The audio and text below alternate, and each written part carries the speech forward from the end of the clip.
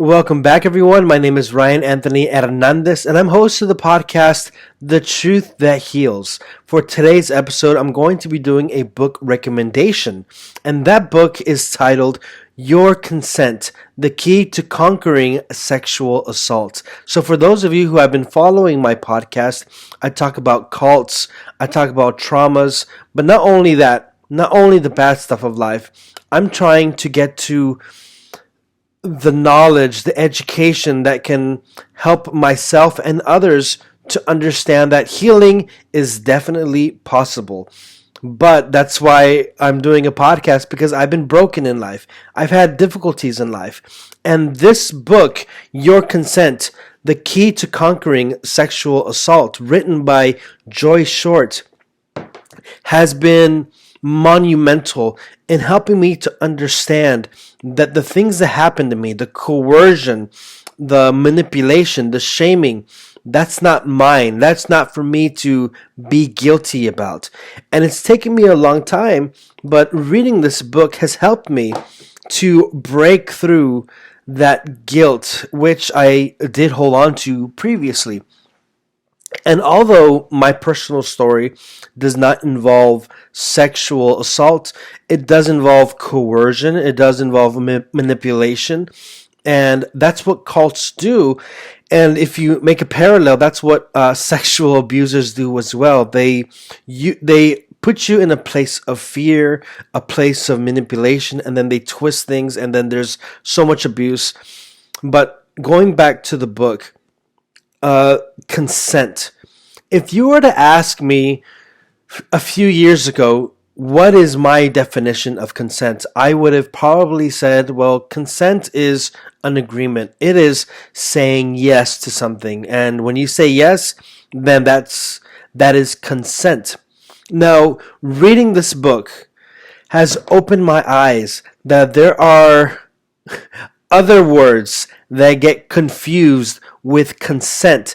And it is a huge problem today, because with this confusion, especially if it's not in the legal system, there's no laws truly defining consent. There are open doors for sexual abuses to happen. There are open doors for predators to get away with violating people's freedom, violating people's bodies. And so as you read the book, I'm not going to spoil the whole thing. I want you to read it. I would love for the people watching this to buy a copy for themselves, to buy a copy for their children, so that they know how they can educate themselves to protect themselves, because people confuse acquiescence. So yes, there is acquiescence, and then there is assent, but that isn't consent. So Joyce Short does a fantastic job breaking down what are the differences and why acquiescence and assent do not mean consent. And unfortunately, there are many states that don't have this definition solid in their laws. So it could be that an abuser takes advantage of someone and he can say, well, she said yes. But what if that yes was given due to fear, due to duress, due to manipulation? That is not consent. That is abuse.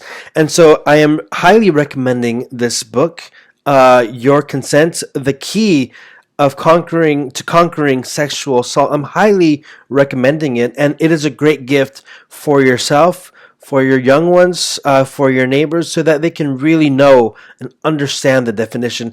And so that hopefully with this hashtag, FGKIA, and this movement, people can do something about it. And in our legal system, in our laws, things can change so that our children, our people in our country and all over the world can be safe and can have the protection that they need. So please, I'll be leaving a link to where you can purchase this book. It's a very short read, but it is full of definitions and full of things that are useful to help protect yourself. So I'm going to be leaving a couple clips from my interview with Joyce Short and Nina Lucas from the Consent Awareness Network in this video. So you can also watch that. And again, thank you very much for watching. So again, thank you for watching. And here are those two clips from Nina Lucas and Joyce Short.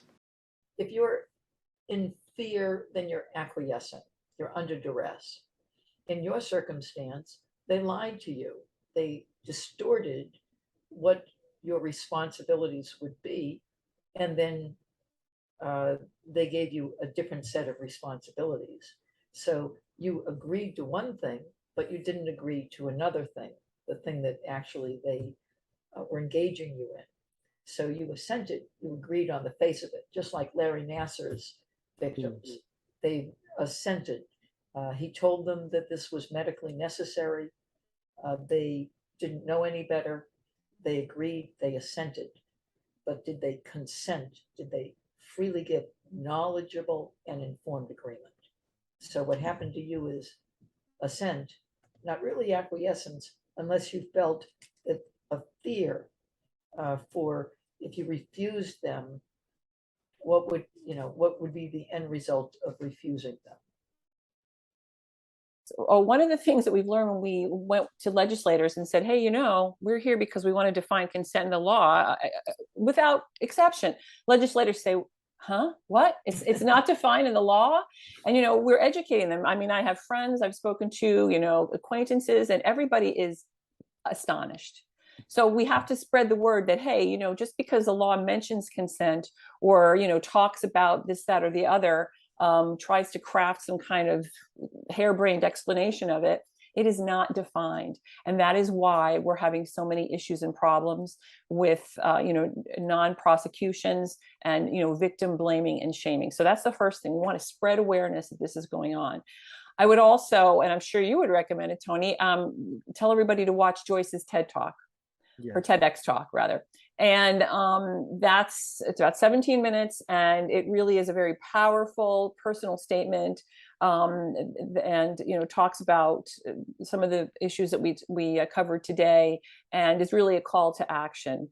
I would also say, read Joyce's book, Your Consent, The Key to Conquering Sexual Assault. I know that you've read it. It's a really smartly condensed manual, Thank you very much for watching. If you enjoyed this video, don't forget to like and subscribe and listen to my podcast, The Truth That Heals.